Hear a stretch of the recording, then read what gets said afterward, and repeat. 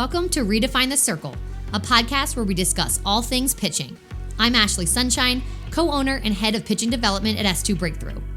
In this podcast, we're going to highlight topics that focus on how to maximize your pitchers now. We're going to discuss some of the trends that we've seen at S2 Breakthrough and talk about how we use data to create systems and training approaches that are specific to each pitcher. It's so important for us to continue to share this information and facilitate discussion within the pitching community so we can keep evolving as coaches and ultimately grow pitching into something it's never been before. Thanks so much for listening, and thanks for joining the quest to redefine the circle. Hi everyone, welcome back to Redefine the Circle. I'm Ashley Sunshine, co-owner and head of pitching development at S2 Breakthrough.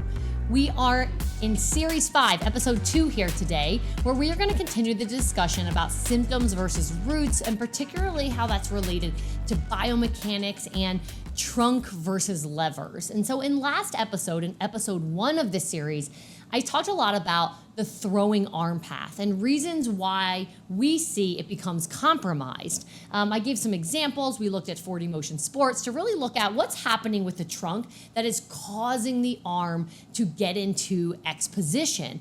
The real sort of like root of this series, the discussion I really want to really have and the topics to make clear are that we can't treat the levers as if they are doing things just for the sake of doing things. We can't create drills to fix lever position. We can't create drills to just pretend as if the levers can be fixed on their own.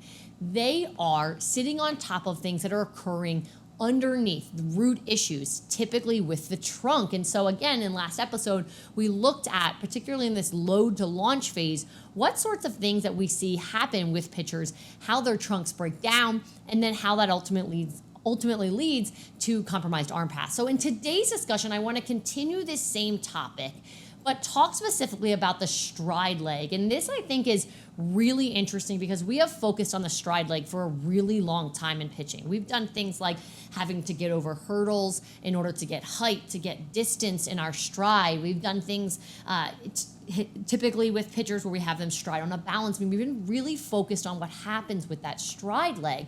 And what we have failed to recognize is that what occurs with the stride leg is a result of what actually happens from ground through trunk. So how we are achieving the stride is actually what matters. It's not actually what the stride leg is doing on its own or by itself. And so I want to point out a variety of examples today of athletes using their stride leg sort of like in a silo, or once the trunk is broken down, is not doing its job, while they're seeking what they should have really been able to achieve from ground up, ground through trunk, and what happens when they start to seek that work through the stride leg. I'm going to go through a variety of examples. I will preface this by saying, absolutely, this is the episode where you want to be watching on YouTube if you're not already, instead of just listening through the podcast.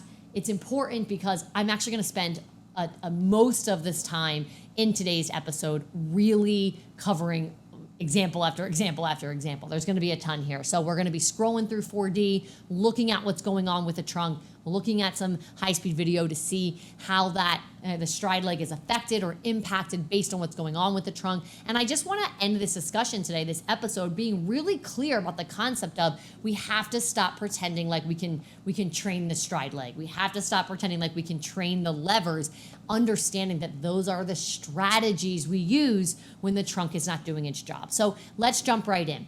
I'm going to go ahead and turn to my computer. And in this first example, I'm actually going to start with a pitcher, her high-speed video. And so what we can see, before we even get into talking about her trunk, we're gonna get in and see that right away, she is very stride leg dominant. She's stride leg dominant from just even seeing that she is like knee to hip. We've talked about that a lot, I think, traditionally in pitching. Like, we wanna get that knee up really high.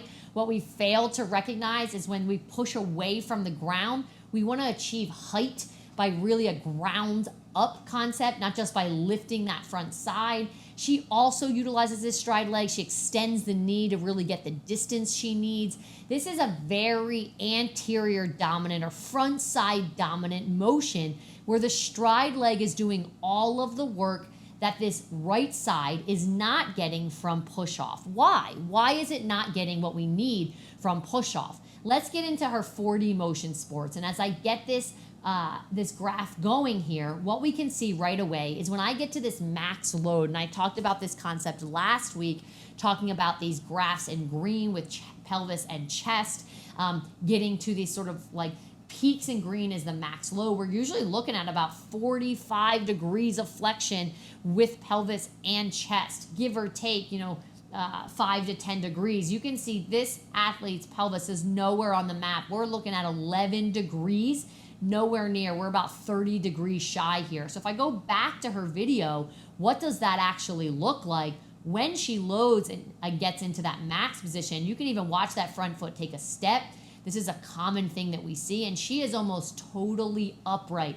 We are looking at the 11 degrees here. And so she is not getting putting enough force into the ground, and certainly not getting enough stretch and tension through the backside of the body.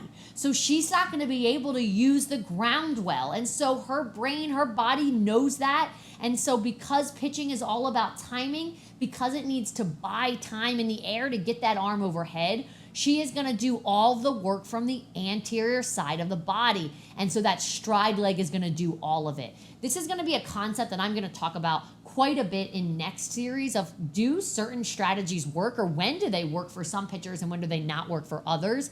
What we often see when the stride leg is doing the work instead of the trunk is that it overdoes the job. And so by the time she gets to landing, because she had so much height and so much distance to work with, stride foot contact is going to then take too much time, and she will be past this typical or optimal trunk arm timing. She'll be at layback position. So again, that's a concept I kind of want to talk about in a little more detail next week, but that's one of the reasons why we don't want to rely on the stride leg. In addition, when the stride leg is doing everything, it's very anterior dominant in the initial launch phase. As we can see here, what happens is typically then we get stuck on that backside. The backside of the body is not doing enough to continue to allow us to rotate. So at stride foot contact, we'll often see the side of the foot still being here, which is going to indicate that rotation is not occurring on the way back. And again, that is because everything is so forward. The backside of the body is not contributing enough to keep the trunk rotating throughout the motion. So no doubt about it, the root issue here is a lack of load, underloading, not being able to put enough into the ground and get enough stretch to engage the posterior side of the body. So the anterior side says, I'll take it for you. And then there's going to be consequences to this motion. But to the extent where we're trying to get this pitcher to do less with her stride leg, that is not going to be the fix for her. She's ultimately just going to have ball flight data likely just decline, because we're not attacking the root issue, which is where she is in load. I'm going to then skip to a second example where we're going to see something really, really similar. So let's get this picture going, and what we'll see is similarly, let's take a look at how she's using that stride leg. A lot of height, certainly a lot of distance. You'll see the way that she achieves her distance is by locking out that knee in order to then stay in the air longer. She even uses this strategy, not conscious, but where she's going to start with the toe and then the heel. It's going to buy her time to come down. Unlike the picture we saw beforehand, this picture does achieve good trunk arm timing. There's reasons for that, which I'll talk about in next episode. But because she's so anterior dominant, we see that she's also not going to be able to rotate well, which is indicated here by that drag foot still being on its side. When we look at her 4D, let's see what's going on here. The first athlete, we obviously saw that she was under-rotated. This athlete here, we're going to see something similar. We're going to see at her absolute max, we're at about 30 degrees. And then whenever we see this sort of break in the slope of this line, so when we're looking at this bell curve, there's a change in its slope. What that means is that is actually where she's taking off from the ground. That is when she's actually putting her max force into the ground. So we're at about 25 degrees here of flexion, the pelvis. This is basically like the amount of stretch we're getting through the backside of the body, under rotated. And that is why we see what we just saw, that because we don't have what we need from the back side of the body, I shouldn't say under rotated, under loaded is what I meant to say. The front side of the body is going to take over, and then that is why the stride leg is doing that. So again, I think typically we talk about doing more with the stride leg. So I don't often see examples like this where these athletes are being coached to do less with their stride leg, but to the extent where maybe we see that they're using so much of their stride and we're trying to pull that back, we still have to understand it's because that is the strategy to buy airtime. The ground up, ground through trunk is not there. They never put enough force into the ground. They were not in enough, didn't achieve enough load to the posterior side of the body. Anterior side took over. Very, very important, not just to attack the strategy, but to understand why it's occurring in the first place. Okay, let's come back to the screen here. Okay, next one that we're gonna take a look at. This is gonna be actually a similar concept. And what I wanna point out here, so this picture, I'm not gonna show her 4D because we're gonna see something very similar there with underloading. You can see that, common things we typically see are that the push-off foot has really never left its starting position. You can see instead of like push off from the ground, instead we're just getting a reach here from that stride leg. And unlike the other pitchers who just remained anterior dominant through the remainder of their stride, the remainder of their launch, this pitcher is gonna have an additional strategy, and watch what we see here. This is something where we see the extent where her motion, her body understands that she's not achieving the rotation she needs. Instead of just continuing to be so anterior, she is gonna use excessive femoral rotation, where that femur is gonna try to drive some of the rotation that she didn't achieve early on. So I'll get this going. Lack of rotation, just because it's so anterior dominant, the stride leg will kick in and sort of over rotate in order to achieve what she's not getting from the trunk. So this concept of using the femurs to do the rotation, again, that's the strategy. So maybe someone would see, hey, it looks like your toe is pointing in when you stride out. Really think about keeping that toe at a 45-degree angle. That might be something we've heard or we've used. It's important to understand, why isn't the trunk getting the rotation that she needs? Oh, it's because we didn't get the load in the first place, didn't allow the trunk to start to drive from the ground and unravel rotation. So instead, the femurs take over. If this hasn't been clear up until now, between last episode and now, the femurs take the levers, I should say, in this circumstance it was the femur, but the levers take over what the trunk is not contributing. Again, in next series, let's talk about when does that hold the pitcher back, and when does she have strategies that sort of allow those things to happen and be fine for her motion, and when does that not the case, and it's really something that we have to fix. Something for future discussions here, but let's just sort of understand these concepts. Okay, so I wanted to just really start to talk about this concept of the femurs being utilized as the rotators. We see that with the upper body as well, but we're talking specifically about the stride leg.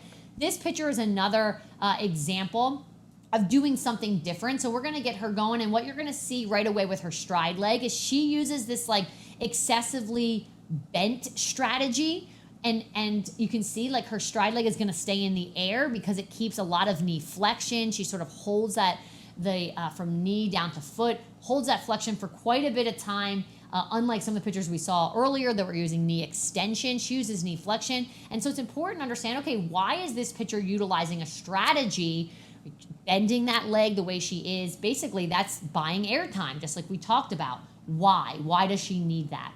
Okay, let's get to her 4D to see what's going on. So when we get to her load, what we're looking at is that something a little closer. We're at 33 degrees here at her max, so not as far off as some of the pictures we saw earlier. 51 degrees, so within range of where she should be from a flexion standpoint. But what we're also going to see is that as she gets to the end of her load, where we're going to see that change in slope, which is what I indicated in the last example, and then also as her upper body rotates, which we can see in this red dip, this little hike in blue, meaning the end of her backswing. She's now prepared to go forward. We would like to see the pelvis stay neutral here, and instead you can see that she's really starting to get into rotation of the pelvis. We're also seeing this dip here in hike. We know that the pelvis is rotating with the upper body, and this is going to cause her to start to rotate too early in the motion. Instead of the upper body rotating while the lower body anchors to the ground and stays neutral in order to put force into the ground, she is starting to rotate too early, and that's going to become a problem for her. So as I'm coming through, this behind view is actually going to be a great view to see that. You can see right away at the end of that backswing what's going on here. Now again, Pitching is not always the root. What we know about this pitcher from a standpoint of her movement capacity and her mobility is that when her upper body rotates, her lower body goes with her. She doesn't have the mobility to maintain a load so rotational like this.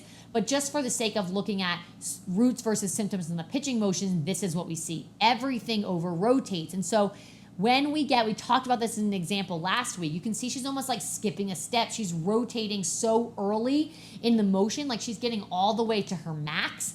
And so going back to this side view, her strategy to buy airtime to allow the arm to get overhead is to shorten that lever.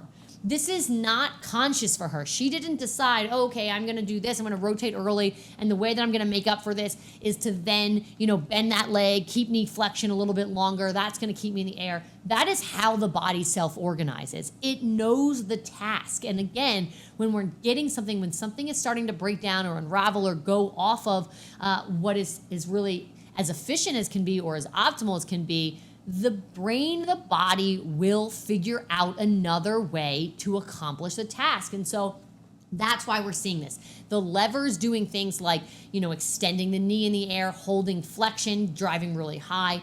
They're, again, just ways of buying airtime, whether it's because there's early rotation, whether it's because there's not enough rotation. Those are some of the examples that we're seeing. But we have to know in both cases, these pitchers were not able to really anchor into the ground, create enough tension through the backside of the body, and get the airtime they needed from ground up. So you have to know that's at the root.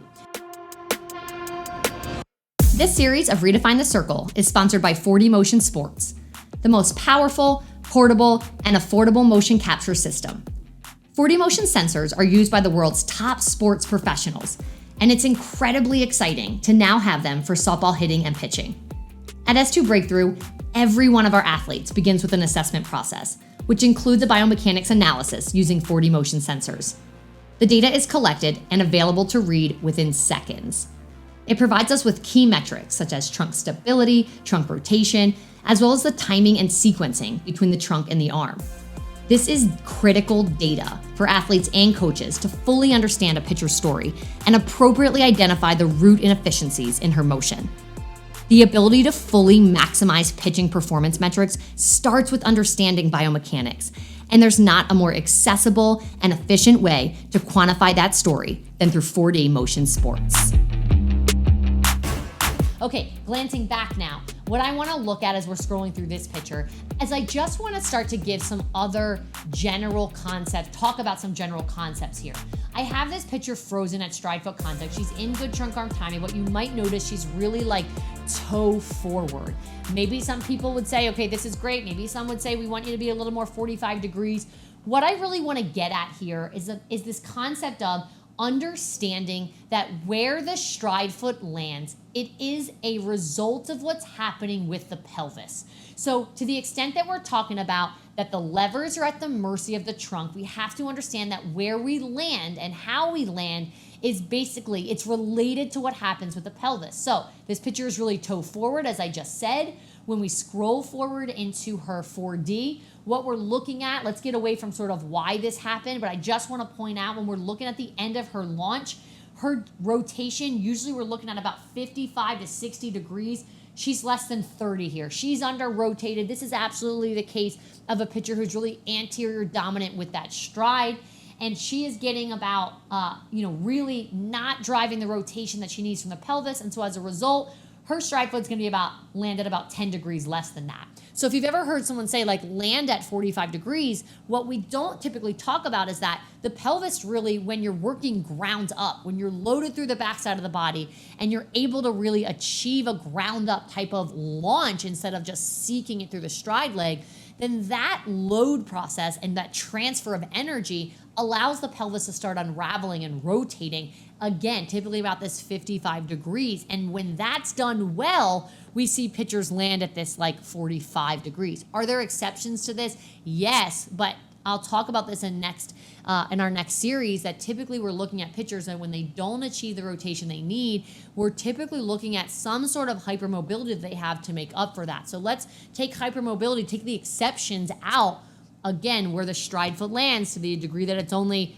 15 to 20 degrees in its landing. It's because likely The pelvis only unraveled about 10 degrees more than that. That's related to what we got from load to launch.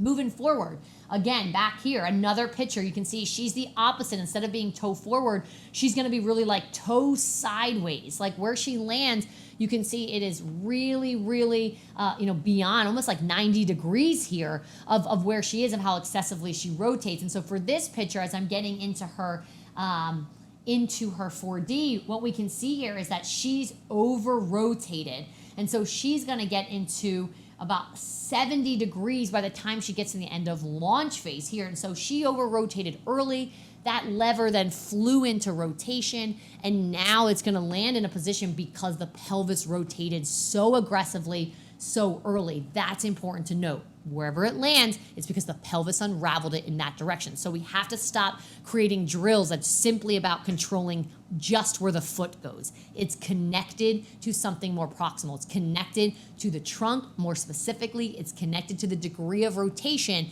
that it gets from the pelvis. Okay, last example here. I know that we've done quite a bit. This is kind of a complicated case because there's two things that I want to show here. When I'm looking at this picture, and I'm going to actually scroll her back a little bit in her load. When I'm looking at this, something that we see, maybe sometimes we've heard this concept of like loading the right or the wrong sling. When we get into the load, and what we can see is that the opposite or non-dominant side is still carrying too much load here. I'm not going to go into this picture's 4D, but there's too much load on the left side for this right-handed pitcher. This is the concept of loading the wrong slings, the wrong muscle groups. And so instead of the pelvis unraveling into rotation toward the right, what's going to happen is too much load on the left side is actually going to cause her to then launch to the left side. And so if I just stop her right here, what you can see is that she's actively launching toward the left as if the target is there. You can see that by her stride foot. You can see that in just generally of where she's angled with upper body. And so I wanted to bring this example up is because the balance beam concept is something that's been around for such a long time. And I think it even still comes up of like, do you think using a beam is a good idea? And what's really, really important is like the direction in which we launch, it's related to rotation. Pitching is not linear. We don't just step forward. I could accomplish the beam by literally being the pitcher I showed 2 examples ago where her foot was really forward. I'm just stepping forward. I don't have a lot of rotation. And there's a lot of energy leaks in that pitcher's motion, which we can talk about in future episodes. But she's simply really trying to take the rotation out of the motion and just stepping forward. That would accomplish a balance beam. So that's absolutely not something that we're trying to drive. Being able to land on point is related, or on target, I should say, is related to the pelvis unraveling in the right direction to the right degree. We have to really kind of get away again from just talking about direction or the actual degree at which we're landing as if it exists by itself. So take away things like hurdles, take away things like balance beams, take away things like cones to get to 45 degrees. That is a pitcher's intent, but unless we go back to how are you loading, how much are you getting from the backside of the body, and how much are you allowing the pelvis to really unravel well between load to launch, that's the root concept. And when that is in good position and that's being done well or efficiently, now we're seeing the stride leg get in good direction, land at appropriate degrees. That's when that starts to get taken care of. So don't attack stride leg going wrong by just attacking stride leg. Can't make that clear enough. Going back to this example, the thing that I wanted to show about this picture is, her brain also understands that she's being sent to the left while the target is centered. And so I'm gonna scroll forward and we're gonna see this again, this excessive rotation. So her brain understands that that is not getting her in line with the target. And so she is also gonna utilize this excessive femoral rotation in order to achieve sort of like getting back on task or driving the body back into a neutral because it was being pulled to the left so much. And I think this is really interesting. I think to the extent where we're seeing pitchers, oftentimes we see with this excessive rotation, the whole pelvis rotates excessively, and now the pitcher sort of gets stuck. This is something I want to talk about in next series, but she gets stuck sort of in this like max rotation or open position, and it struggles to come back because it's too excessive. The stride leg typically overdoes it, like I said. And so what's important, we might see that and we might see like you're rotating too much and try to get her to change where she's striding. But unless we understood, that excessive rotation. So when we're talking from launch overhead, that period of time when we're starting to see the femurs engage in different positioning like this excessive rotation, we have to understand why it's doing that. That's a strategy to make up for what they were lacking. So for this example, she was in the wrong direction. That excessive rotation was going to drive her back in line with the target. The picture I showed prior with who was using excessive femoral rotation, she was trying to just generally drive rotation out of the body because everything was so anterior dominant. So this is a strategy that's helping them get back on path. So that's really critical to understand. That's definitely not something we want to attack. We don't want to see things between the end of that launch phase and top of the arm circle and try to fix things like that. Those pitchers need those things. Those are the strategies to get them back on track to see if they can recover on the way back. Does it work? Sometimes.